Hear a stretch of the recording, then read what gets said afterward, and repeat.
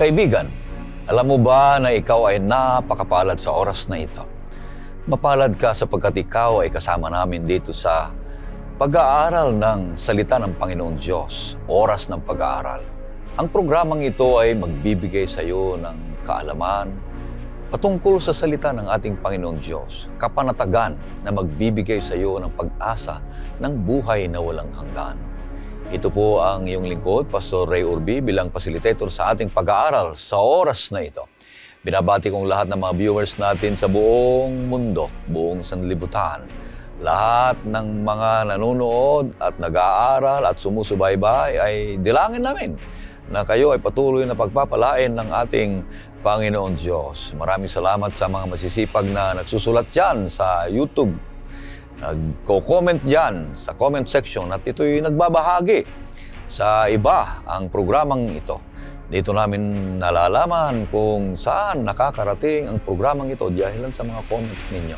At ganoon din sa mga ginigiliw naming nanonood at ganoon din sumusubaybay at nakikinig sa AWR 89.1. Dalangin namin na patuloy kayong palakasin ng ating Panginoon Diyos. Ang makakasama natin dito sa studio ay walang iba kundi si Pastor Jules Bermudez.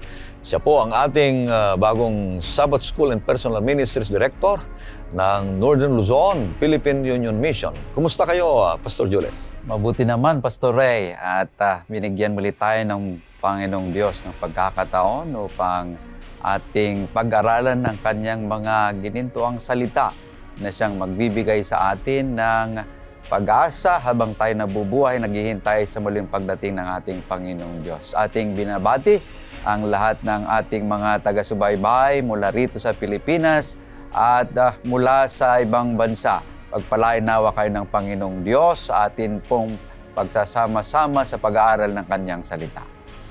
At sa ating pagpapatuloy, nais kitang aniyahan sa isang panalangin. O Panginoon Diyos sa maraming banal, malapit kami sa inyo sapagkat kinikilala namin kayo na kayo ang may-ari at may-akda ng aming buhay. Kayo ang binubukalan ng karunungan at patuloy na nagbibigay kayo ng inyong makaloob, lalong-lalo na ang kaalaman, para ang magiging kaalaman na ito ay patuloy naming maunawaan ang iyong mga salita at umiibig ang bawat isa sa amin sa inyo. Basbasan ang aming mga kapatid at ang aming pag-aaral sa oras na ito. Patawarin kami, Panginoon Diyos, sa aming mga kasalanan, ganun din ang pagpapatawad namin sa mga nagkasala sa amin. Ito hiling namin sa matamis na pangalan ng ating Panginoong Jesus. Amen. Amen. Ang pangsampo na paksa na ating pag-aaral ngayong linggo ay may pamagat na sa atin na dinatnan ng katapusan ng mga panahon. At ang talatang sa uluhin na matatagpuan sa 1 Korinto 10:11 at saka 12. Ito ang sinasabi. Ang mga bagay na ito ay nangyari sa kanila bilang halimbawa at nasulat bilang pangaral sa atin na dinatnan ng katapusan ng mga panahon. Kaya't ang nag-aakalang siya'y nakatayo ay mag-ingat. Baka siya'y mabuwal. Napakaganda ang ating leksyon sa linggong ito. Pero ito'y buuin natin, natalakayan natin sa 3 punto lamang. Ang unang punto dito ay nag-umpisa sa letter P, perception of prophetic patterns. Pangalawa ay preparation through prophetic preaching. Ang pangatlo ay promise of prophetic fulfillment. At pag-aaralan namin ditong dalawa ni Pastor Jules at kanyang ipapaliwanag ang unang punto, sa akin naman ay pangalawa, at balik natin kay Pastor Jules ang pangatlong punto. Ngayon, pupunta na tayo sa unang punto, perception of prophetic patterns in relation dito sa ating title ng ating leksyon na dinatnan tayo ng katapusan. Kung anong ibig sabihin ito. Pastor Jules. Yes, Pastor Ray, napakaganda nga ang ating papag-aralan sa panahong ito na kung saan ay binabanggit mula sa ating susing talata na ito'y mga halimbawa. Ang lahat ng mga bagay na nangyari at nakatala sa banal na kasulatan ay mga halimbawa sa atin na dinatnan ng katapusan ng mga panahon. So, ating titignan itong unang punto, perception of prophetic pattern. So ang mga kaganapan sa kasaysayan sa banal na kasulatan ay pagpapaalaala sa bawat isa sa atin sa mga mangyayari sa huling panahon. Kung ating babasahin, Pastor Ray, na kung saan tinuturo ng mga kasulatan tulad ng unang Korinto, Kapitulo 10, ang talata ay 11. Pakibasa, Pastor Ray, yung ating binasang susing talata kanina. Ang mga bagay na ito ay nangyari sa kanila bilang halimbawa at sulat bilang pangaral sa atin na dinatnan ng katapusan ng mga panahon. Okay. Sa verse 6, meron pang sinasabi dyan, Pastor Ray. Ang mga bagay na ito ay naganap bilang halimbawa para sa atin upang huwag tayong magnasa ng mga bagay na masama na gaya nila. Okay. Binabanggit sa talatang riyan na binasa ni Pastor Ray na kung saan lahat ng mga nangyari sa mga Israel nung panahon ng mga Israel sa lumang tipan ay mga pagpapaalaala sa atin sa panahong ito. So si Apostol Pablo ating makikita ng pakikitungo ng Diyos sa mga Israel ay hindi lamang pangkasaysayan na kuryosidad para kay Apostol Pablo, kundi ito'y mga halimbawa, ito'y mga babala sa mga taga-Korinto na kung saan, kung ano ang ginawa ng ating Panginoong Diyos sa mga Israel na binigyan sila ng paghuhukom na kamatayan kung sila ay magkasala, gayon din ang kanyang gagawin sa mga taga-Korinto. Ngunit ang mga babalang ito, kahit na malinaw na mga palatandaan, marami pa ring sadya na hindi, Pastore, hindi nakikinig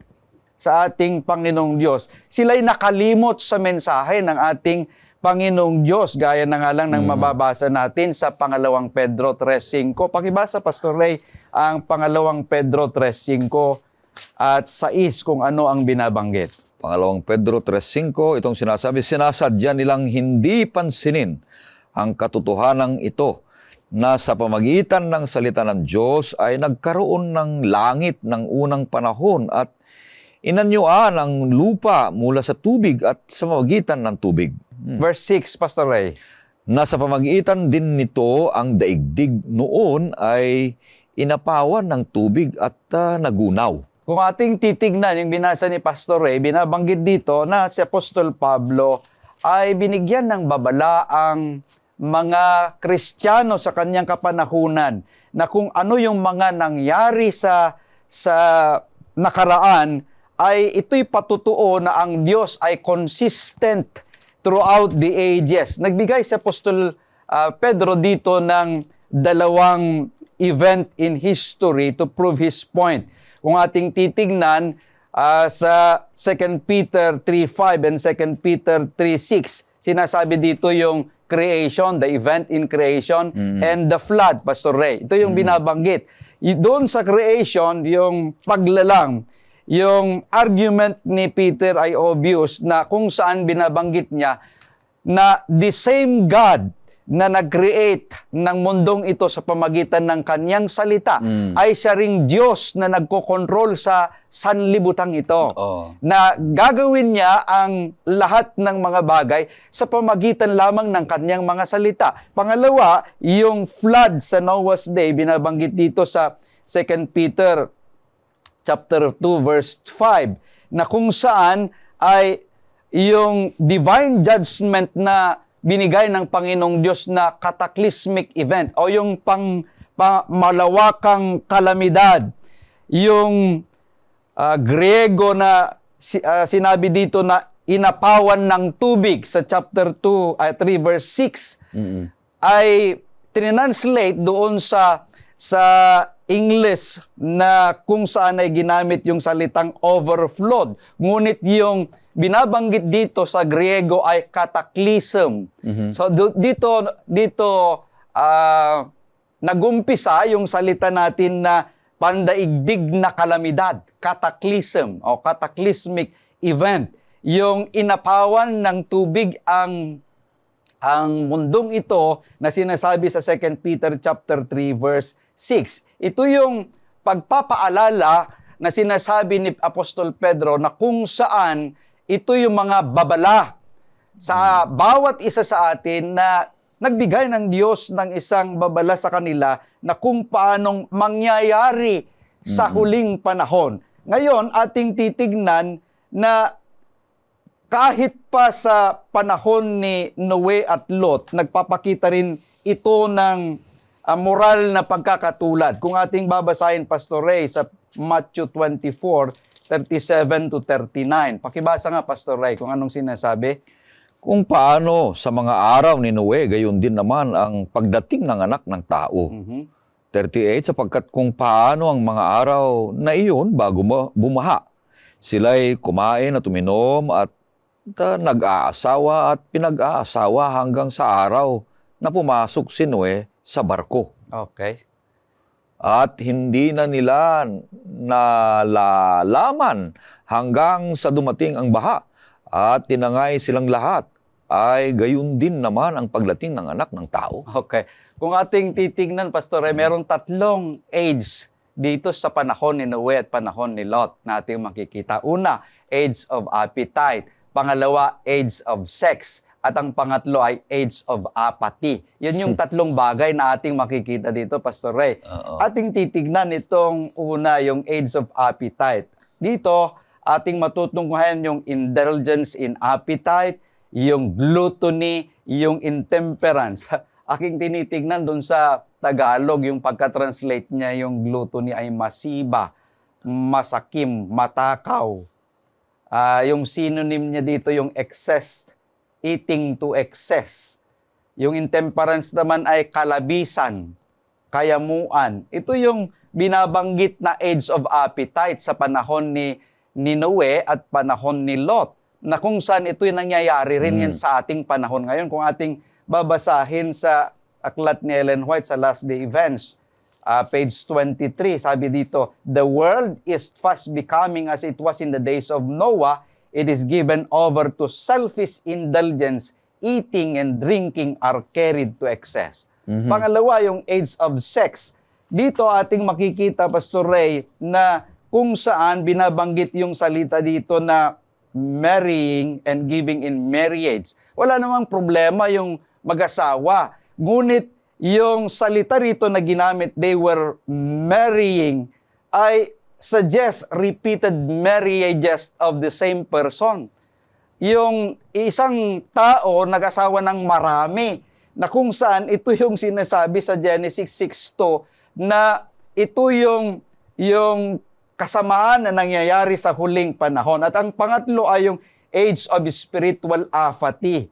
Kung ating titignan na widespread discontent, greed, violence, distrust, and spiritual apathy were eating out the heart of the nation. So, sa huling panahon, ang ating Panginoong Diyos ay tatayo, sinasabi niya rito, na ang huling panahon ay ang mga tayo walang kawalan sa spiritual na interest. Ito yung nangyayari ngayon, Pastor Ray, na ang tao ay hindi interesado sa spiritual na mga bagay. So sa ating panahon ngayon ay sila'y may matitigas ang ulo, saradong isipan, sarado sa katotohanan ng mga salita ng ating Panginoong Diyos. Ito yung mga ating makikita sa panahon ni Noe na ating mababasa. Age of appetite, age of sex, and age of spiritual apathy. Napakaganda niyan, na ang bawat nilalang ngayon na nabubuhay, mapakinggan niyang mensaheng yan. Na nagsinaunang panahon ni Lot, panahon ni Noe, ang mga yan ay nagbibigay paalala sa atin na tayo ay maghanda bago darating ang kabagabagan o kaya hatol ng Panginoon Diyos. Pupunta tayo sa pangalawang punto, na ang pangalawang punto ay preparation through prophetic preaching. Alam natin na ang Panginoon Diyos ay darating. At bago siya darating, ay magbibigay pa siya ng mga babala. Para ang bawat isa ay makapaghanda. Kaya nga ang sabi ng pangalawang punto ay paghahanda. sa darating na hinulaan ng banal na kasulatan na kabagabagan o kaya paghatol ng Panginoon Diyos. At ito'y inihalimbawa ng banal na kasulatan, yung nabanggit mo kanina, sa karanasan ni Noe. Na ang Panginoong Diyos, sapagkat siya ay ayaw niyang makita na ang mga taong nabubuhay sa balat ng lupa ay hindi na sang-ayon sa kanyang kalooban. Kaya nga't ang ginawa ng Panginoong Diyos ay tinawag niya si Noe. Kung makikita natin at babasahin natin dito sa Hebreo 11, sinasabi dito, Hebreo 11, versikulo 7, ay may ganitong sinasad ng banal na kasulatan. Sabi dito, sa pananampalataya si Noe nang mabigyan ng Diyos ng babala tungkol sa mga bagay na hindi pa nakikita, ay pinakinggan ang babala at gumawa ng isang daong para sa kaligtasan ng kanyang sambahayan. Sa pamagitan nito ay hinatulan niya ang sanlibutan at siya'y naging tagapagmana ng katwirang ayon sa pananampalataya. Dahilan sa kasalanan na napakatinding ginagawa ng mga tao sa balat ng lupa noong panahon ni Noe, ay nais ng Panginoon Diyos na hatulan. Pero bago niya hatulan, kinuha niya o tinawag niya si Noe upang ihanda ang mga tao at bumalik sa kanya upang sa ganoon ay maligtas sila. Kaya nga't sabi dito, tinawag niya si Noe.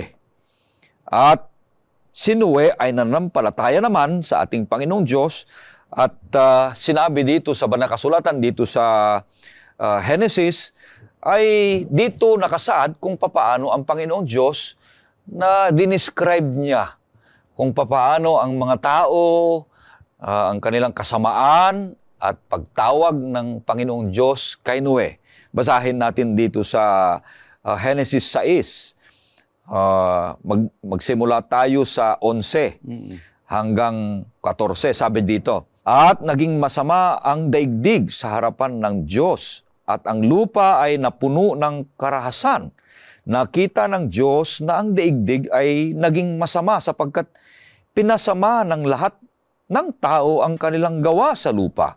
At sinabi ng Diyos kay Noe, ipinasya ko ng wakasan ang lahat ng laman sapagkat ang lupa ay napuno ng karahasan nila. Ngayon sila ay aking lilipuling kasama ng lupa. Gumawa ka ng isang daong na yari ng kahoy sa gopher. Gumawa ka ng mga silid sa daong at pahiran mo ito ng alkitran sa loob at labas. Ibig sabihin, mga kapatid, sa kabaitan at pag-ibig ng Diyos sa mga tao, ayaw niyang lipulin. Ayaw niyang mamatay na walang pag-asa ng kaligtasan. Kaya't napakabuti ang Panginoong Diyos na tinawag niya si Noe. At napakabuti naman si Noe. At napakapalad ni Noe. Sapagkat siya ang tinawag ng Panginoong Diyos na maghanda ng mga tao para magkaroon sila ng kaligtasan. Paano sila maligtas? Dahil darating ang malaking baha, sa pananampalataya na sila ipapasok saan? Sa ginagawa o gagawing daong ni Noe upang sila ay magkaroon ng kaligtasan. Alam niyo mga kapatid, ganun din sa panahong ito. Kung gaano katagal si Noe na nangaral, sa panahon natin ito, magmula nung ating panahong Jesus ay nasa lupa hanggang ngayon, ay yan pa rin ang mensahe na bumalik tayo sa Panginoon Diyos. Maghanda ang bawat isa sa atin sapagkat darating na siya na ang ating mangliligtas, ang ating Panginoong Jesus ay iuwi na tayo sa langit na bayan. Kaya, alam niyo mga kapatid, ang mensahe sa ngayon, sa panahong ito ay matatagpuan sa kung gaano ang mensahe ni Noe nung panahon ay mensahe din ngayon. Oo, mayroon tayong mapupulot sa mensahe ni Noe na bago hatulan ng Panginoon Diyos at darating ang baha, ay magkaroon ng babala. Sa ngayon, ay ganun din ang mensahe. Saan matatagpuan? Dito sa Apokalipsis 14. 14, sinasabi dito, Apokalipsis 14, 12, Apokalipsis 14, 6 hanggang 12. Na ipinapakita dito yung tatlong anghel. Na kung papaano si Noe ay nangaral upang ang mga tao ay babalik sa Panginoon Diyos at papasok sa malaking daong upang magkaroon sila ng kaligtasan mula sa baha. Ganon din naman sa panahon natin ngayon na ang tatlong anghel na ito ay hindi anghel na lumilipad, kundi ang anghel na ito na ang kanilang mensahe ay everlasting gospel. Ito yung iglesia ng Panginoon Diyos na isinaad niya sa huling araw upang magbigay ng mensahe sa bawat tao upang sa ganoon makapaghanda sila sa darating na pagkabagabagan at darating na paghatol ng Panginoon Diyos upang magkaroon sila ng karapatan o kaya pag-asa ng kaligtasan. Kaya alam nyo, sa panahon ito, ang unang mensahe ng anghel na babasahin natin dito sa 6 ay sabi niya dito, at nakita ko ang isa pang anghel na lumilipad sa gitna ng himpapawid na may walang hanggang ebanghelyo na ipinahahayag sa mga nanirahan sa lupa, sa bawat bansa, lipi, wika at bayan. Ang mensahe niya ay ito, sinabi niya sa malakas na tinig, matakot kayo sa Diyos at magbigay luwalhati sa Kanya sapagkat dumating na ang oras ng Kanyang paghuhukom at sambahin ninyo ang gumawa ng langit at ng lupa, ng dagat at ng mga bukal ng tubig. Ang mensahe natin ngayon, ang iglesyang nalalabi, ang iglesyang ito, ay ang mensahe niya ay matakot tayo sa Diyos na gumawa ng langit at lupa upang ang bawat isa ay sumamba sa Kanya sapagkat sabi niya, darating na ang paghuhukom. Yan, mga kapatid. Ito'y mensahe ng babala, Pastor Joles. Pastor Ray, meron akong nakita dun sa inyong mga binasa kanina sa Hebreo 11:7 at sa Apokalipsis 14:6 hanggang 12. Na kung saan may tatlong bagay na aking nakita sa paghahanda sa pamagitan ng pangangaral ng propesiya, yung huling punto natin. Una, kagaya ni Noe, we are called to proclaim the three angels' messages na binasa mo doon sa Revelation 14:6-12 as a warning and a call to readiness sa liwanag ng paghuhukom ng ating Panginoong Diyos. So, tayo ay tinawag to involve ourselves in the proclamation of the gospel. Walang exempted dito. Lahat tayo ay mag-involve upang sa ganon ay mai-preach natin yung three angels' messages. Pangalawa, our preparation for Jesus' return involves preaching the truth and living in it. Hindi lamang yung sinasabi natin na kagaya ni Noe, na Noah's preaching was not only verbal, but it was also practical. Na yung ating sinasabi sana ay nakikita rin sa ating buhay. Ito yung dapat na makita sa atin. Our message must be lived out, not just proclaimed. At ang pangatlo, just as Noah was a preacher of righteousness, sa 2 Peter 2:5, so we are called to warn the world and with love and prepare people for Christ's return. So, yung faith ni Noah, ito yung nag-distinguish sa mga unbelievers dahil si Noah ay preacher of righteousness. Ito yung sinasabi. So, we are called to warn the world with love and prepare the people for Christ's soon return. Napakahalaga yung ating makikita na ang ating mensahe ay hindi lamang sinasabi, kundi kinakasabuhayan ng bawat isa. Kanya nga't meron tayong kasabihan, I'd rather see a sermon than to hear one. So kailangan na, kagaya ni Noe, he was a preacher of righteousness. Ganun din tayo, mga kapatid. Kaya yung pangalawang punto na yan ay ginamit ng Panginoon Diyos in a way upang magbigay ng babala. Ay, sabi nga, nang binasa natin dito sa Hebrew ay 11:6 ay tinawag ng Panginoon Diyos si Noe. At dahilan sa pananampalataya ay sinuko niya ang buhay niya. At gumawa siya ng daong na hindi pa niya talaga alam. Hindi pa nga nakaranas ng malakas na ulan. O hindi niya alam yun. Ganon din ang pangyayari ngayon sa darating na panahon. Hindi pa tayo nakaranas ng yung pagdating ng Panginoong Hesus o kaya apoy na galing sa langit. Hindi pa natin alam yan. So it is a prophetic warning sa bawat sa atin sa lesson natin ngayon ito. Mga kapatid, na tayo'y maghanda sapagkat may darating dito sa binasa natin sa Apokalipsis 14, darating na paghuhukom ng Panginoon Diyos.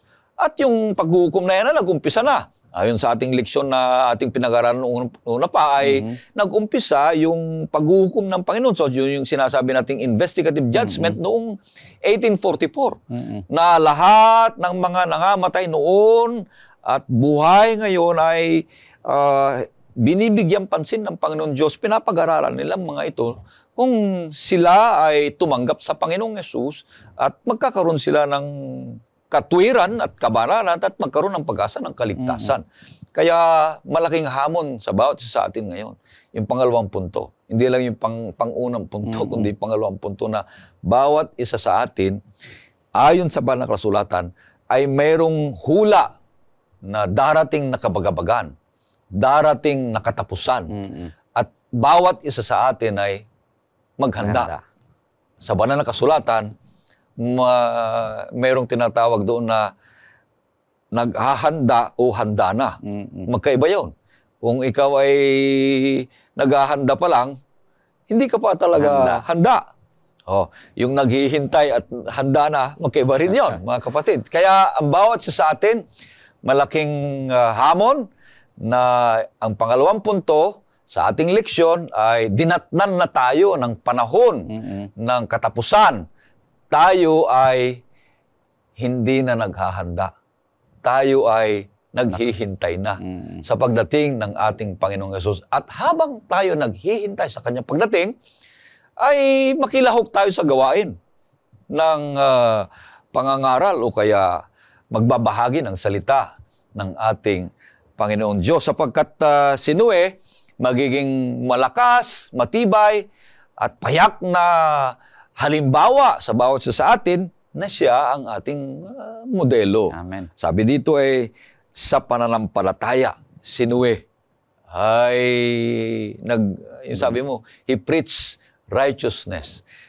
Naging obedient si Noe na sa lahat ng mga pagtawag ng Panginoon Diyos ay naging mabuti ang pagtugon ni Noe. Gusto ko nga sana, Pastor Ray, tingnan kung ano yung outline ni Noe. Kasi 120 years na siya'y nangaral. Kaya nga. Ngunit napakaganda na ang nakinig at nanampalataya ay ang kanyang buong sambahayan. Kanya lahat sila ay naligtas. So napakaganda na ating titingnan kung paano si Noe ay nangaral. He preached with righteousness. Ay sa panahon natin ngayon, wala na yung Noe. Dito sa sinasabi natin, kasi kino-compare natin yung mensahe ni Noe at saka yung mensahe ng tatlong anghel. Diba? Si Noe nag-preach ng warning. Dito rin sa mensahe ng anghel, nag-preach din ng warning. At ang warning na rin na ito ay do not worship the beast. Yung pangalawang punto. Lumabas na kayo dyan. Ganon din ang mensahe ni Noe nung unang panahon. Na, kayo'y lumabas na sa pagsamba sa mga Diyos-Diyosan. Iwanan nyo na yung mga Diyos-Diyosan. Pumasok kayo dito sa daong. Ganon din ngayong panahon na ito. Huwag na kayong sumamba sa mga Diyos-Diyosan. Wag na kayong sumamba sa maling araw na hindi tinuturo ng banal na kasulatan, kundi yung tamang araw, yung araw ng pagsamba, na araw ng Sabat, ang tinatawag ng Panginoong Diyos na ating sundan. Kaya ang bawat isa sa atin, mga kapatid, ay isang mensahe ng bawat isa ay tumugon sa tawag ng Panginoong Diyos, kagaya ng pagtugon ni Noe nung unang panahon. Punta na tayo sa pangatlong punto, Pastor. Okay, Pastor. Pangatlong punto ay letter P uli, promise of prophetic fulfillment. Anong ibig sabihin nito, Pastor? Napakaganda yung ating pag-aaral, Pastor Ray, na kung saan, kung babalik tayo doon sa susing talata nating binabasa, yung sinasabi na ang mga nangyari sa kasaysayan ay paalaala sa bawat isa sa atin. Dahil ito'y mangyayari rin sa katapusang araw. Tama. History repeats itself. Kanya nga't yung promise of prophetic fulfillment. Ito yung pangako ng ating Panginoong Diyos na tutuparin niya yung nasa propesiya. May katiyakan talaga ng paghuhukom ng ating Panginoong Diyos. Kagaya nga lang ng nangyari, Pastor Ray, sa siyudad ng Sodoma at Gomora, ito'y nagsisilbing patutuo sa katarungan ng ating Panginoong Diyos. Pakibasa nga, Pastor Ray, sa pangalawang Pedro 2:6, kung ano yung sinasabi dyan. Kung papaanong pinarusahan niya ang pagkalipol ang mga lungsod ng Sodoma at Gomora na ginawa niyang abo upang maging halimbawa sa mga mamumuhay sa kasamaan. Okay. So, what was true in the days of Noah is more true in the days of Lot. Kung ating titingnan, magkaano-ano ba si Noe at si Lot? Ay magkamag-anak yun. Magkamag-anak sila. Oo. So, kung ano yung nangyari sa panahon ni Noe, ganon din yung mangyayari sa panahon ni Lot. Yung nangyari sa panahon ni Noe ay nilipol ang Diyos ang mga tao dahil sa kasamaan sa pamagitan ng tubig. Niya, oh. Ngayon, doon sa panahon naman ni Lot, dahil sa kasamaan, nilipol ng Diyos ang mga tao sa pamagitan ng apoy. Hindi na sa tubig, kundi sa pamagitan ng apoy. Ano ba yung record na nakatala sa panahon ni Noe? Ating titingnan, Pastor Ray, sa Genesis 19, talatang 4 at 5. Anong sinasabi diyan?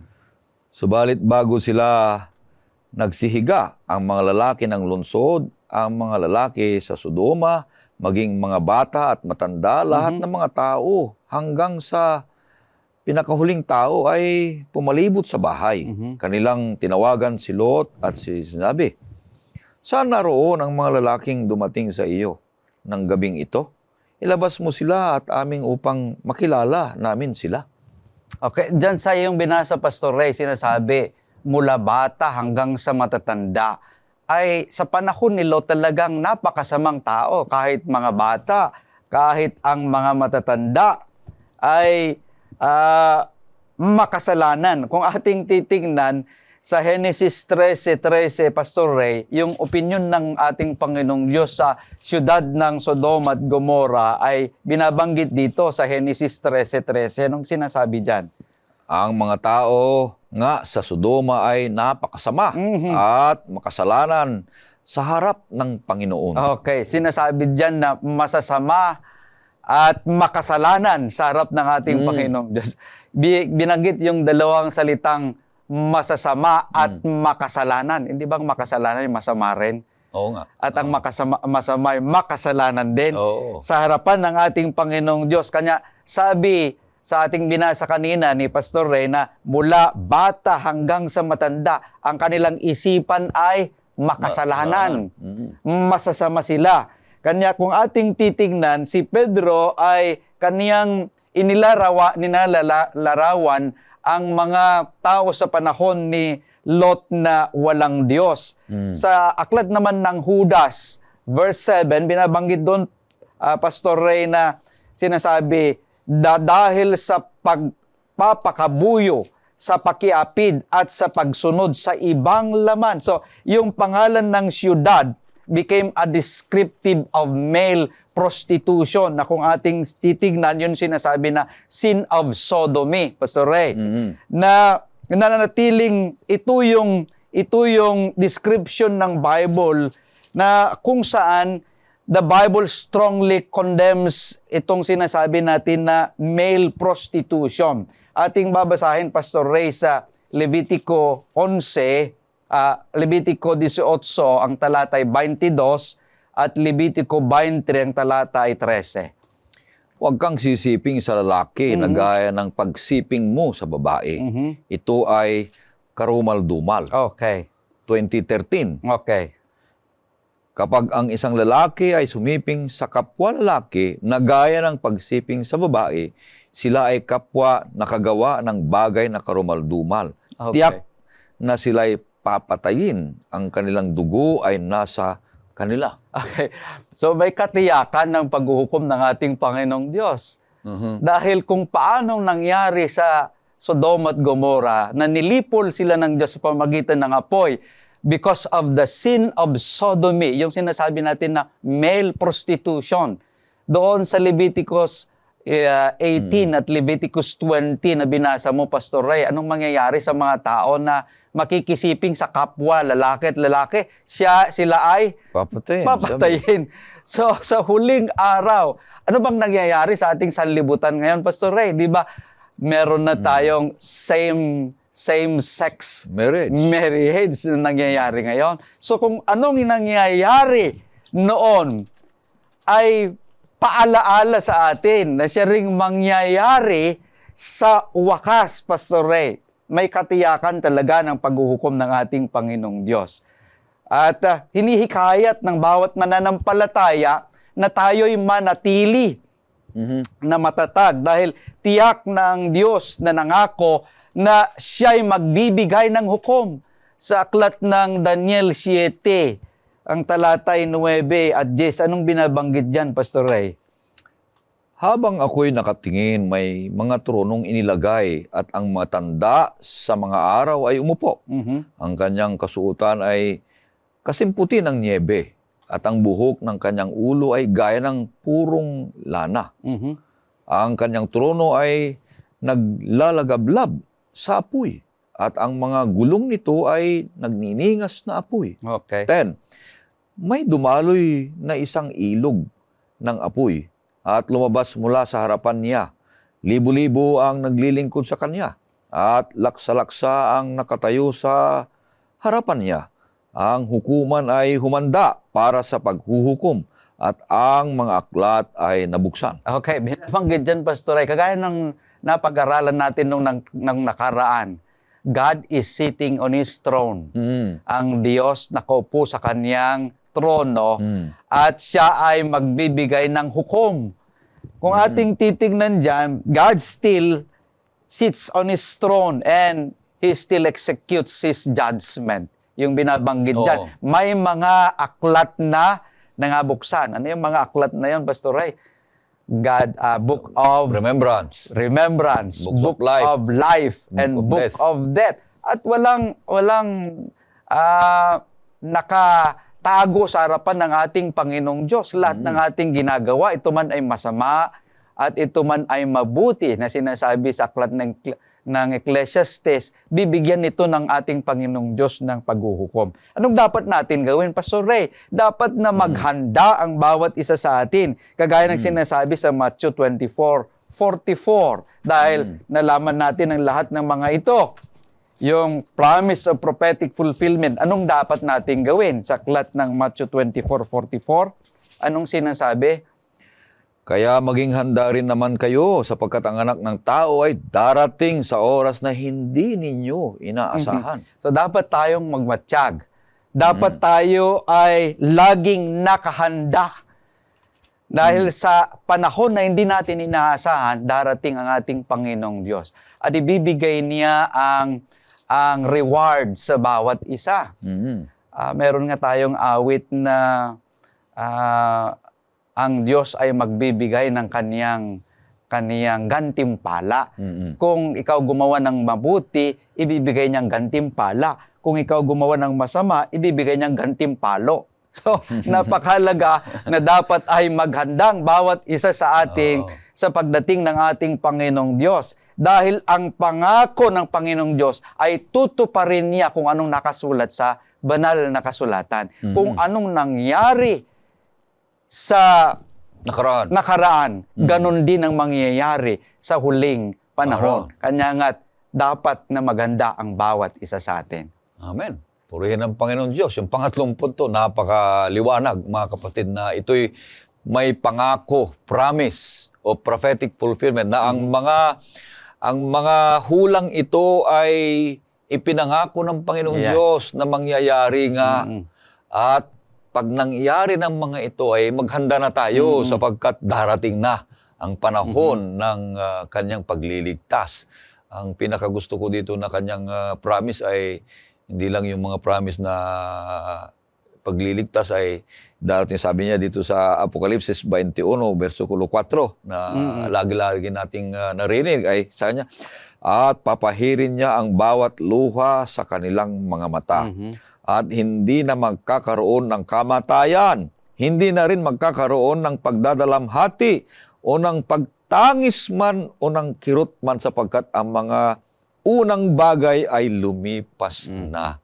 Napakaganda, Pastor Jules, na ang bawat isa sa atin ay totoo na ang pangako ng Diyos ay kanyang gagawin, tiyak na kanyang lulutasin at ganapin, mga kapatid. Kaya purihin ang Panginoon Diyos at alalahanin natin na ang mensahe ni Noe, yung perception, preparation at promise ay ganun din sa panahon ngayon yung mensahe ng tatlong anghel. Amen. I-shortcut ko lang dito, sinasabi, ang mensahe ni Noe ay preach flood judgment. No? Pero mensahe natin ngayon, remnant people, preach end time judgment. Amen. Ang pangalawa dito ay, si Noe ay build an ark. At tayo naman ay build up Christ Church. Mensahe ni Noe ay obey in godly fear. At pumasok kayo, sabi dito, obey through faith in Jesus. Mensahe ni Noe ay called people to safety. Amen. Itong daong na ito. Pero mensahe natin ito ay call people to Christ. May mga rejections, pero papasok tayo sa kanyang iglesia.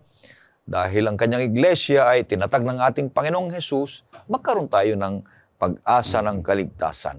Kahit maraming mga pagsubok, nadidelay yung mga gusto nating mangyari, at parang nadidelay yung pagdating ng Panginoon sa ating perception. Pero alam niyo, mga kapatid, minsan ay yung pagdidelay ay nagbibigay sa atin ng kung gaano kahaba yung ating pagpapasensya, Pastor. Yung ang ating pagtitiis. Kaya nga sabi naman ng kasulatan ang magtiis hanggang sa wakas ay maliligtas. Tayo, habang naghihintay sa pagdating ng ating Panginoong Hesus, ay makikilahok sa kanyang gawain. Sapagkat ang pakikilahok sa kanyang gawain, kapatid, ay isang pinakamataas na kasiyahan na iniaalok ng langit. Amen. Sapagkat ang pakikilahok sa kanyang gawain ay ipinagpapatuloy natin ang inumpisahan ng Panginoong Hesus. Kung gusto mong, kaya nga ang naisip ko, Pastor, kung gusto mong sumikat sa langit, kahit hindi ka sikat sa lupa, kung gusto mong kilala sa langit, ngayon pa lamang, ay magbahagi ka na. Amen. Kagaya ng ating Panginoong Hesus. Sino ang sikat dito sa lupa nung nandito ang Panginoong Hesus? Sino ang sikat sa langit? Ang Panginoong Hesus, tinitingnan lahat ng mga anghel. Pati ang Ama, tinitingnan si Hesus kung anong ministeryo niya. At ibinigay niya sa atin. Tayo nagiging kanyang alagad. Pagpapatuloy natin. At hanapin ang mga taong masasama at pakita natin ang katwiran at kabanalan at kabaitan at magbabagong buhay. Ayan ay isang pagpapala sa atin at pagpapala sa langit sapagkat ito nagbibigay sa atin ng kasiyahan. Kaya last words, Pastor Jules. Napakahalaga, mga Pastor Ray, na kung saan ay ating titingnan na ang ating panahon ay hindi na kagaya ng dati. Oo. Tayo na ay nasa katapusan ng sanlibutan ito. Mm. At dapat ng bawat isa sa atin ay makibahagi sa nagtatapos na gawain Mm. na inaatang ng Panginoong Diyos sa bawat isa upang lahat tayo nakahanda. Mm. Ang ating paghahanda ay hindi lamang, paghihintay at paghahanda ay hindi lamang walang ginagawa, kundi makilahok sa gawain. Napakahirap, Pastor Ray, yung naghihintay ka na wala ka namang ginagawa. Ay, boring yun. Boring. Dapat ay habang naghihintay ka, May ginagawa may ka. ginagawa ka upang ikaw ay manatili Oo. hanggang sa wakas Mm. na tapat na naglilingkod sa ating Panginoong Diyos. Alright, maraming salamat kaibigan at mga kapatid sa patuloy na pagsusubaybay nyo sa programang ito. Tandaan ninyo mga kapatid, ang 30 perception o prophetic pattern, may pattern yan na mangyayari noon hanggang ngayon. Preparation through prophetic preaching, yung paghahanda sapagkat darating ng mga panahon yan.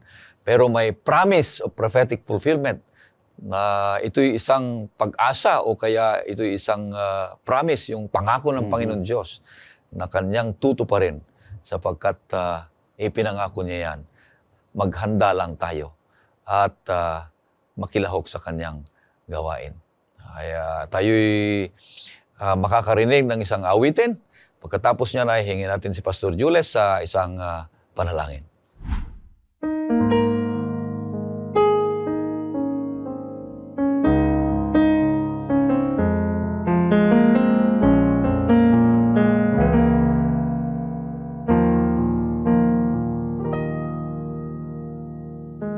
Sadyang kay buti ng ating Panginoon, magtatapat sa habang panahon, maging sa kabila ng aking pagkukulang, biyaya niya'y patuloy na laan. Katulad ng pagsinag ng gintong araw, patuloy siyang nagbibigay tanglaw. Kaya sa puso ko't damdamin, katapatan niya'y aking pupurihin. Dakila ka, O Diyos, tapat ka ngang tunay, magmula pa sa ugat ng aming lahi. Mundo'y magunaw man, maaasahan kang lagi, maging hanggang wakas nitong buhay.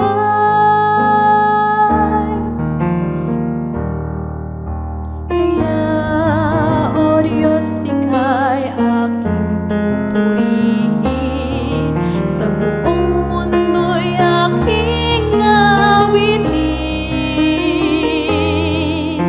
Dakila ang iyong katapatan, pag-ibig mo'y walang hanggan. Dakila ka, O Diyos, tapat ka ngang tunay, magmula pa sa ugat ng aming lahi. Mundo'y magunaw man, maaasahan kang lagi, maging hanggang wakas nitong buhay.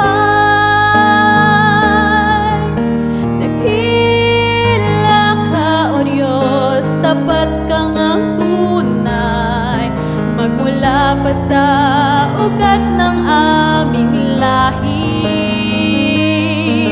Mundo'y magunaw man, maaasahan kang lagi, maging hanggang wakas nitong buhay.